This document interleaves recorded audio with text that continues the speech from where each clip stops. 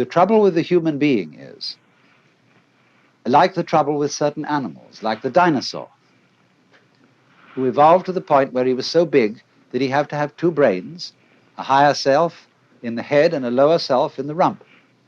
And the difficulty was to get these two brains coordinated. But we have exactly the same trouble.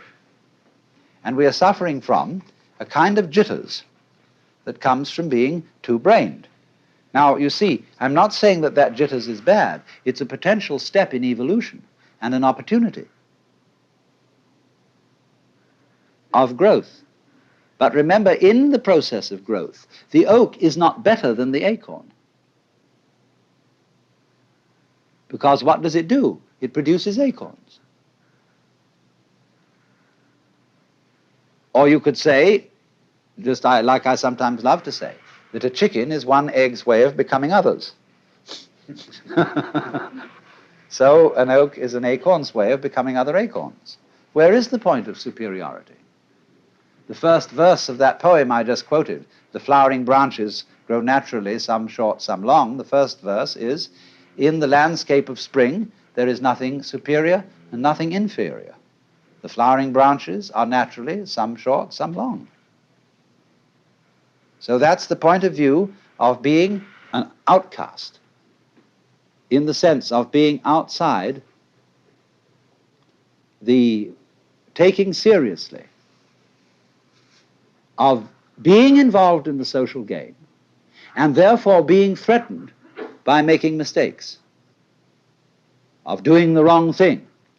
That is to say, of carrying into adult life one's childhood conditioning, where somebody is constantly yammering at you to play the game. So therefore, the preachers and the teachers take the same attitude towards their adult congregations that parents take to children, and lecture them and tell them what they should do. And judges in courts feel also entitled to give people lectures because they say those criminal types haven't grown up, but neither have the judges. It takes two to make a quarrel. So one can begin to think in a new way, in the polarity thinking, instead of being stuck with the competitive thinking of the good guys and the bad guys, the cops and the robbers, the capitalists and the communists, all these things, which are simply childishness.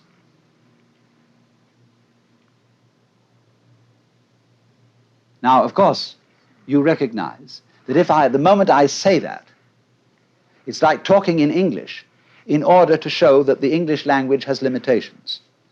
And I am talking in a language that seems competitive to show that the competitive game has limitations. As if I were saying to all you cats here, look, I have something to tell you that is, and if you get this, you'll be in a better position than you were before you heard it. But I cannot speak to this group or this society or this language-speaking culture without using the language, the gestures, the customs, etc., that you have. The Zen masters try to get around this by doing things suddenly that people just don't get. Well, what is this? Therefore, that is the reason why, this is the real reason why, Zen cannot be explained. You have to make, as it were, a jump from the valuation game of better people and worse people, in groups and out groups. And you can only make it by seeing that they all are mutually interdependent. So if we take this situation, let's say I would be talking to you and saying, look, I have some very special thing that you've got to take notice of. Therefore, I am the in-group, and I am the teacher, and you are the out-group. I know perfectly well that I cannot be the teacher unless you come here. And so that my status and my position is totally dependent on you. It isn't something, you see, therefore I have first, and then you get. These things arise mutually. So if you wouldn't come, I wouldn't talk. I wouldn't know what to say even. Because I borrowed your language. So that is the insight that things go together. Then, when you see that and aren't in competition, then you don't make a mistake, because you don't dither. When I first learned the piano and played these wretched scales, the teacher beside me had a pencil in her hand, and she hit my fingers every time I made a wrong note. Consequent was I never learned to read music, because I hesitated too long to play the note on time. Because I was always, is this pencil going to land? See? And that gets built into your psyche. And so people are always, although they're adults and nobody is clubbing them around and screaming at them any longer, they hear the echoes of that screaming mama or that bombinating papa in the back of their heads all their life long. And so they adopt the same attitudes to their own children, and the fast continues. Because there is no, I don't say that you shouldn't lay down the law to children if you want them to play the social game. But if you lay down the law to your children, you must make provision later in life for them to be liberated, to go through a process of curing them from the bad effects of education. But you can't do that unless you too grow up, you see, unless we grow up. Says I, including myself.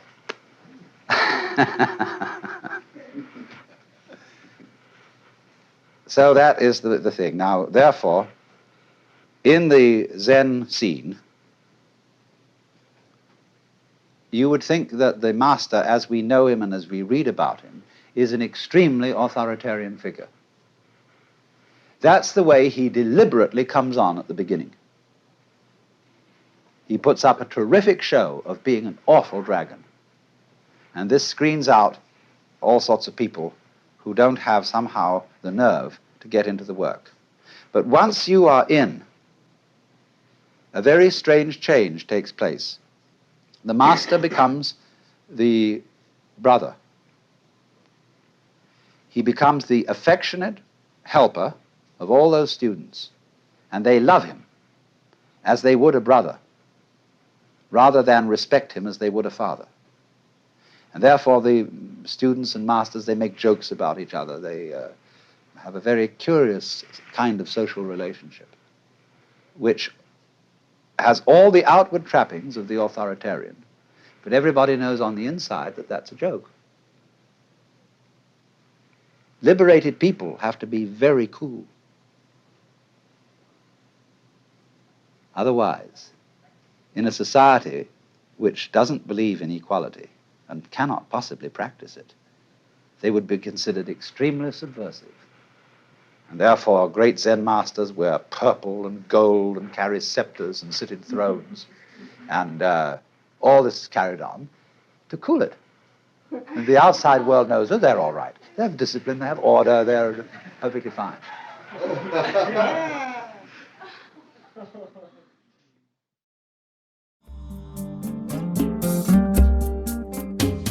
Out of Your Mind now continues with the next lecture from the World as Just So lecture series.